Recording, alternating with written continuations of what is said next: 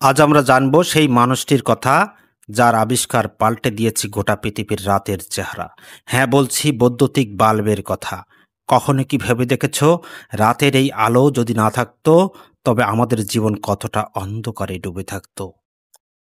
চলো চলি ফিরে যাই ইতিহাসের পাতায়, জানি বাল্ব আবিষ্কারের সেই মুগ্ধ করা গল্প। বৈদ্যুতিক বাল্ব আবিষ্কারের কৃতিত্ব সাধারণত আমরা থমাস আলভা এডিসনের নামের সঙ্গে জড়িয়ে দেখি।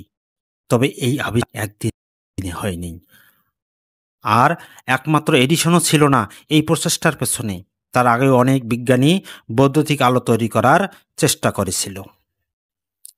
1800 সালের দিকে ইতালিয়ান বিজ্ঞানী আলেসান্দ্রো ভল্টা প্রথম ভোল্টাইক পাইল নামের একটি যন্ত্র তৈরি করেন, যা ব্যাটারির পূর্বসূরি। এই ব্যাটারির সাহায্যে আলো জ্বালানোর চেষ্টায় বিজ্ঞানীরা এগিয়ে যেতে থাকেন। 1802 সালে হেমপ্রি ডেভি নামে একজন ব্রিটিশ বিজ্ঞানী একটি শক্তিশালী ব্যাটারি দিয়ে একটি পাতলা প্লাটিনাম তার জ্বালাতে সক্ষম হন। এটি ছিল প্রথম বৈদ্যুতিক আলো, তবে এটি বেশি সময় স্থায়ী হতো না।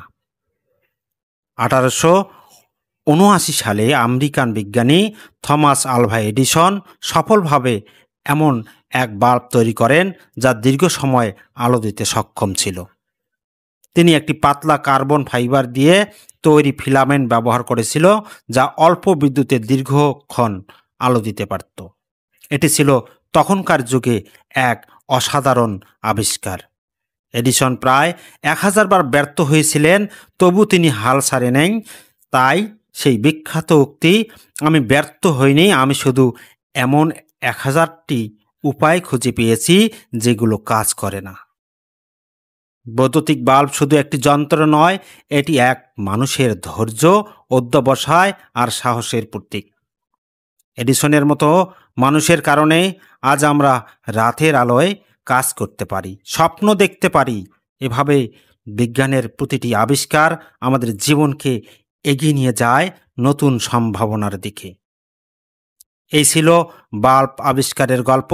যদি ভিডিওটি ভালো লাগে তাহলে লাইক দিতে ভুলবেন না, আর এমন শিক্ষামূলক গল্প পেতে অবশ্যই সাবস্ক্রাইব করো আমাদের চ্যানেল এমআর সায়েন্স এডুকেশন।